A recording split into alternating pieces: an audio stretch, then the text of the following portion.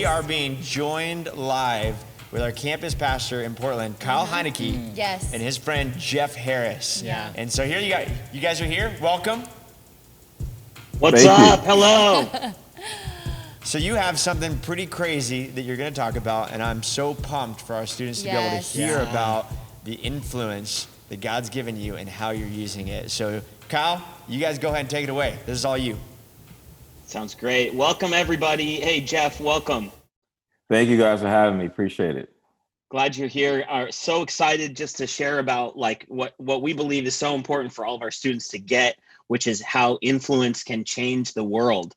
And hey, I think we picked a pretty great example in you to lead us in this conversation about using influence as a force for good in our communities. Why don't you tell us a little bit about yourself? Sure, yeah. Jeff Harris, kind of split myself growing up between New York and LA. Currently now work as a brand marketer for Jordan Brand under the Nike umbrella. Live in the great city of Portland for the last 4 years now, and been a member of Fresh Life since it came to Portland. Prior to that, I was a member of Hillsong in New York. Great place. Love that. I remember meeting you.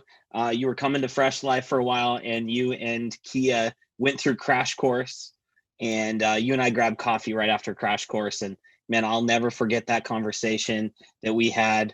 I don't know if you remember, but we were like, "Hey, what kind of team you want to be on?" And I'll never forget. You're like, "Hey, man, I'm on Team Jesus. Whatever I can do to advance the kingdom, that's what I'm here to do."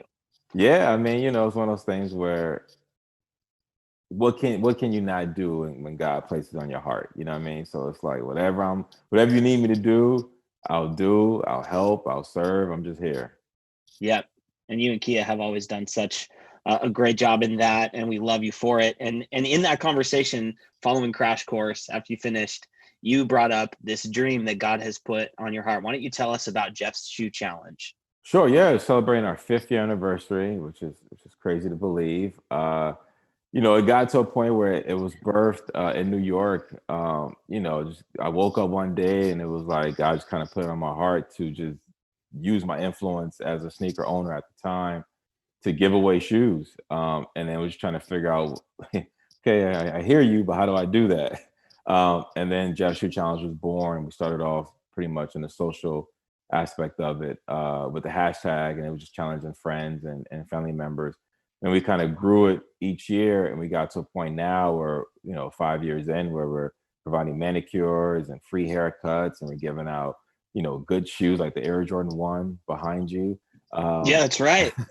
Right here. Yeah, backpack, school supplies. So it's all for the kids. Anybody going back to school, K through 12. We get a good amount of kids in the local area out here to come support. It's all rooted in church. We say a prayer before we get started. We have members of the church volunteer from young to old. And it's just for us, by us in the community. It's all of us coming together, doing our work to help one another out. That's so great. So, let's go back to you just getting started in the sneaker culture, and like, I believe you had spent some time in the music industry. So how did you was it God calling you out of the music industry? Talk us through just kind of navigating your way through into Nike. Sure, yeah. So for me, growing up playing basketball, I think sports always been an influence in my passion for sneakers, just what you're gonna wear on the court versus off the court. And then again, just having a love for music and being able to kind of professionally work in that environment. I think that your look says a lot about you, and your clothing style and sneakers is a part of that. So for me, I was blessed to have a few different careers up until this point. One, working my way up in the footwear industry, like Foot Inc., being a part of like Rockefeller Def Jam Records, and then having 2 stints now with Nike Inc., where people make shoe contact before eye contact. That's right. So it's just one of those things where for me, I look at like a well-rounded person, right? Like I worked on the ground level in footwear. I owned a sneaker store. Now as a marketer, for one of the top brands, I'm able to kind of do a little bit of everything. But my side passion project is obviously Jeff's Shoe Challenge, where we're just able to come together as a community in the city and just give back to kids. It's no entry fee, everything's free. We lay it out, they get the red carpet treatment, they pick out whatever shoes they want. So I think when you look at some of my professional experience to my passion, it all kind of meets together. Yeah, that's right. Okay, I think I speak for all of us in just kind of wondering, like, dude, what is it like to work in the culture that you're working in amongst these creatives, I mean, at times you're with celebrities, like what is life like for you, on a daily basis at work? I mean, it's just got to be incredible. Yeah, no, it's good. I mean, it's a bless. Like I said, working in the music industry and being around like a Beyonce when she was just dating Jay before they got married, or Mariah Carey when she was on Def Jam. It's surreal, right? Like you back when you had CDs or album, you would flip them over and you would see these people's names and credits, and then you fast forward, you're now contributing to the sound that the music is the soundtrack to our lives. So I think that work there kind of prepared me for the work I'm doing now, where All-Star Weekend, we're making sure Russ is taken care of, or Blake Griffin from a Jordan athlete standpoint. And it's great, it's humbling. I think you realize that even though I'm on one end, it's a team. So Russ needs me to perform for his marketing. He's like, I need him to perform to market him.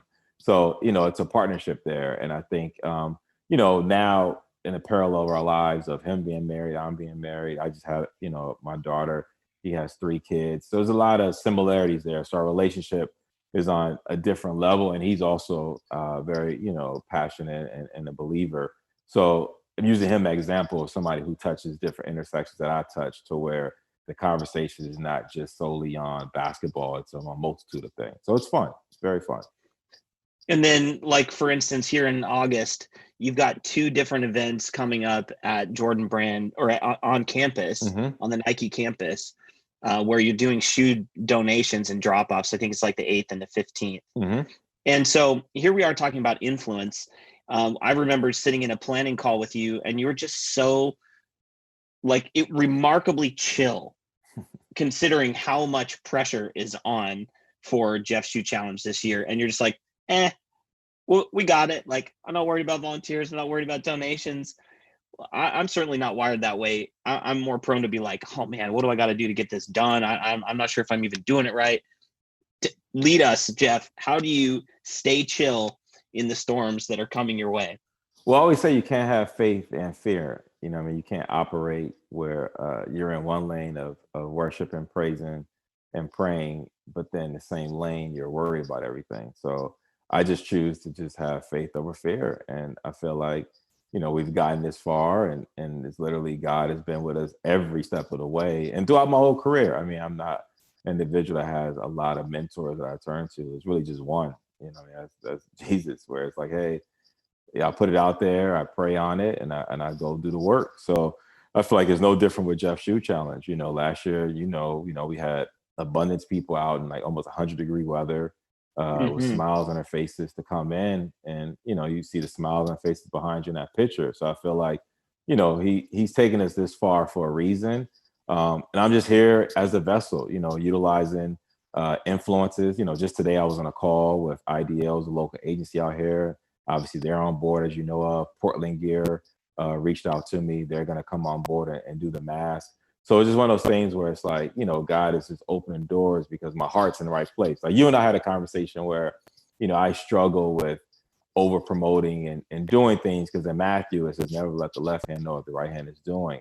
So me personally, I know it's coming from a good place, but I never want to like seem like I'm profiting off of helping others. Come on. I hope the chat's going wild on that. Did you hear that? Just not letting the left hand know what the right hand is doing, letting God get the glory, and settling into knowing that God's in control. I mean, what a like core changing thing to think about, to let God drive your life like that. And really, so you're saying, if I'm hearing you right, your ability to influence really is led by you being influenced by the Lord himself. 100%. And you're saying, hey, if he calls me to do something, I'm going to do it. I'm going to assume he's going to make it possible. He wouldn't call me to a dead end. Yeah, 100%. I mean, that's why I never operate on any of these calls or any professionally with any fear, because it's like, I've come through so many storms, and on the other side of it, I'm seasoned enough at this point to just sit back and trust. And even if it goes a certain way that I didn't expect it to go, always look at it as a learning lesson in there. Rather than just being defeat, there's opportunity to learn from it. So, call me crazy. I'm just optimistic on a lot of things. Love it. I'm not going to call you crazy. I'm going to call you optimistic for sure. All right. So every year we've done Jeff's Shoe Challenge here in Portland, it's been just a mind-blowing experience. And there comes a point where you're like halfway through. I mean, this last year, if I remember right, nearly 2,400 people came through the doors of our campus here in downtown Portland. And I mean, it's just a whirlwind, right? I mean, it's just like there's people everywhere, shoes are flying.